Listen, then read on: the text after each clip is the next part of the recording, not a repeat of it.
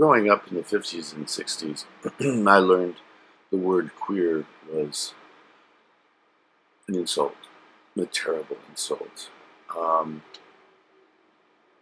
Almost too terrible to even talk about. I remember once, before I even knew what the word meant, hearing it and then trying it out on my little brother in the presence of my mother, and my mother said, "Never say that." She didn't explain why I shouldn't say it, but in any case, I got the message loud and clear that it was something terrible. But I'm here to say it's something great.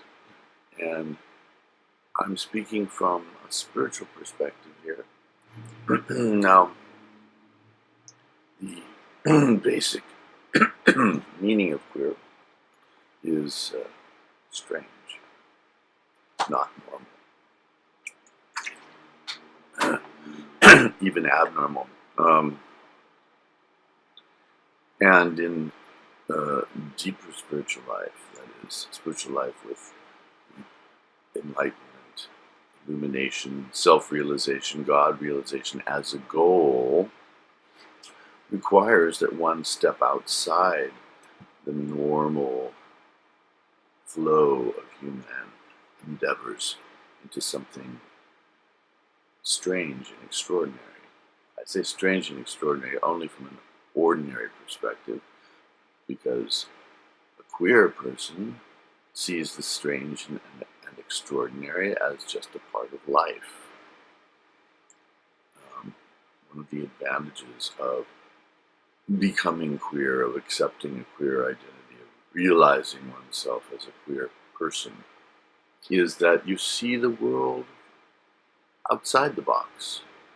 And so thinking outside the box and thinking beyond the limitations of the body-mind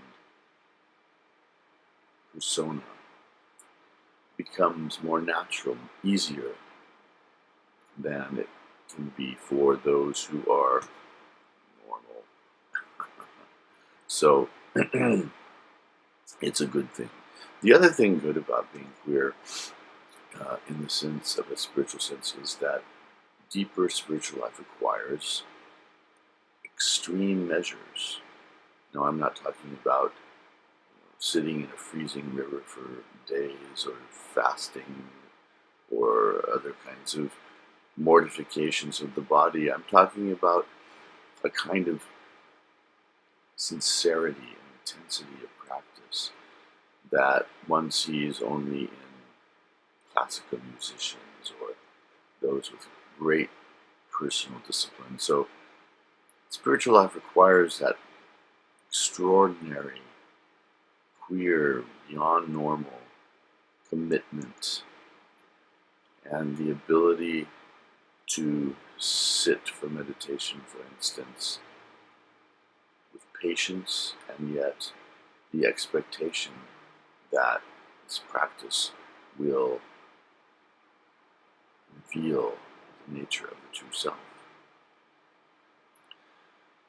So yes, mystics, those who have actual experience of God, God is the self, are, without exception, queer. They're not normal people. They may or may not be homosexual. Many are, interestingly enough. And I think one reason that is true is because as gay or queer persons, we are used to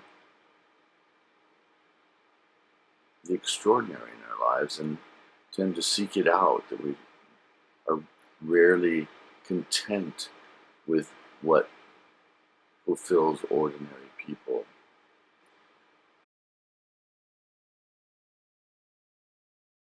Now, maybe I should talk a little about marriage equality, which I support, of course, but making the end-all and be-all of your life, marrying someone, maybe raising children, okay, if you feel moved to do that, that's fantastic. And I've known gay people who have, even before marriage equality. But if you don't feel like that is your way in life, then the extraordinary queer opportunity you have is more time, more resources to devote to spiritual practice if you're serious about that, about realization, about enlightenment. Then queer persons often have more time for it, put it simply. And that's a great thing, that raising a child is a 20-year sentence of servitude. And to understand it as anything less than that is not to understand at all what it means to raise a child. And of course, it doesn't end at the end of 20 years, but it's a minimum sentence of using a great deal of your time and energy in helping raise a human being. And that's a great thing, again, if you're drawn to it. But if you're not, then you have a wonderful opportunity to use all that energy and that time for the inner quest, the quest for the self, the quest for God realization, the quest for enlightenment.